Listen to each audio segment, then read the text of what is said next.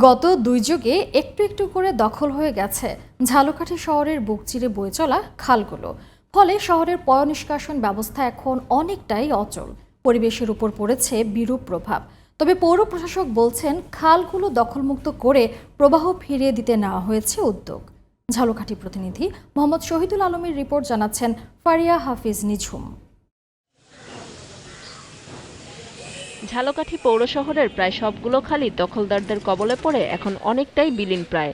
৪-৫টি খালের অস্তিত্ব থাকলেও আবর্জনা অপসারণ না করায় খালগুলো দিয়ে পানি নিষ্কাশন হচ্ছে না। আর একটু বৃষ্টি হলেই রাস্তাঘাট, দোকানপাট এবং ঘরবাড়ি ময়লায় তলিয়ে যায়। অনেক ডিঙ্গি আসতো এখানে, আমাদের দোকানে মালপত্র এখানেও আসতো, এখান দিয়ে আমরা খালাস করতাম। আজকের এই খালগুলা বিলুপ্তির পথে। আমরা স্কুলের পাশ দিয়ে হাঁটতে পারি না, আমাদের হাঁটতে সমস্যা হয়, বমি আসে, দুর্গন্ধ আসে। এখন খাল ভরে গেছে এবং দখল হয়ে গেছে, যাতে অনতিবিলম্বে পরিষ্কার করার ব্যবস্থা করা হয় এর কোনো পৌরসভা কোনো উদ্যোগ নিচ্ছে না। পৌরসভার নিজস্ব অর্থায়নে 7টি খাল খননের কাজ গত 12 নভেম্বর শুরু হলেও তা চলছে ধীর গতিতে।